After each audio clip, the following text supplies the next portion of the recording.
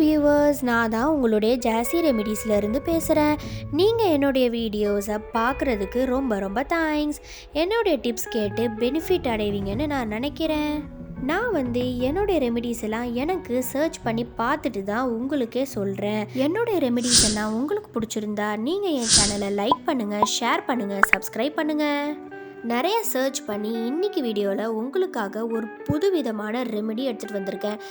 அது என்னன்னு பார்த்தீங்கன்னா, நான் உங்களுக்காக எஃபெக்டிவான இன்க்ரீடியன்ட்ஸை வச்சு உங்கள் ஃபேஸில் வர blackheads and whiteheads இஷ்யூவை தடுக்கிறதுக்கும் மேலே பிளாக் ஹெட்ஸ் அண்ட் ஒயிட் ஹெட்ஸுக்கு மேலேயே பிம்பிள்ஸும் ஆக்னியும் வருது. அதனால நம்ம முகத்தை அது அசிங்கமாக காட்டுது. இந்த பேக்கை அப்ளை பண்ணுறதுக்கு முன்னாடி யார் யாரெல்லாம் யூஸ் பண்ணலாம், எந்தெந்த வயசில் உள்ளவங்கலாம் யூஸ் பண்ணலான்றதை நான் சொல்லிடுறேன்.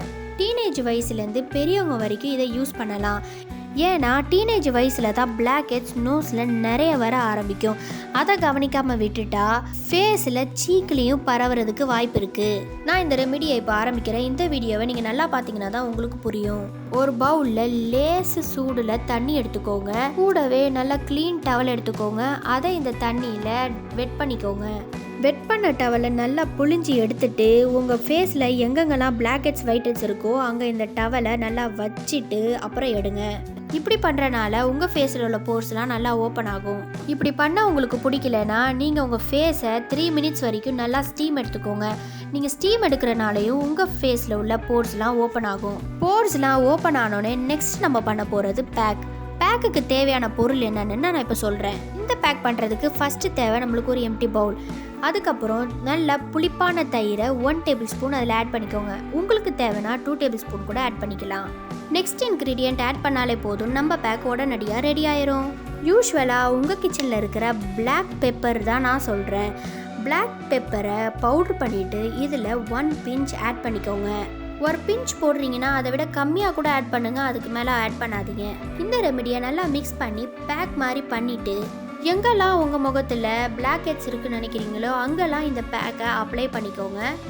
5 மினிட்ஸ் வச்சதுக்கப்புறம் உங்கள் விரலை வச்சு அதை லேசாக ஸ்க்ரப் பண்ணிக்கோங்க. அது காஞ்சி உதிர்ந்ததுக்கப்புறம் திரும்பியும் பிளாக் ஹெட்ஸ் போலன்னு நினைக்கிறவங்க அது மேலே அப்ளை பண்ணிக்கோங்க.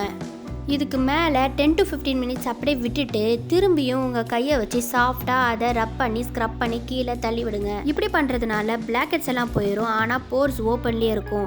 அந்த போர்ஸ் க்ளோஸ் ஆகுறதுக்கு சில் வாட்டரை வச்சு நல்லா தடவி விடுங்க. அப்படி இல்லைனாலும் ஐஸ் டியூப்ஸை வச்சு நல்லா தேய்ச்சி விடுங்க.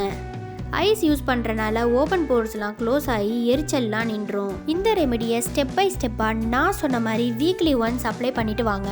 இந்த மாதிரி நீங்கள் பண்ணிட்டு வரனால உங்களுடைய பிளாக் ஹெட்ஸ் எல்லாம் செகண்ட் அண்ட் தேர்ட் டைம்ஸ்லேயே காணாமல் போயிடும். இதுதான் என்னுடைய ஈஸி அண்ட் பவர்ஃபுல் ரெமெடி. என்னோட ரெமெடி உங்களுக்கு பிடிச்சிருந்தா என் சேனலில் கமெண்ட் பண்ணுங்கள். Okay friends, for more remedies and recipes keep on வாட்சிங் ஜாசி ரெமெடிஸ்.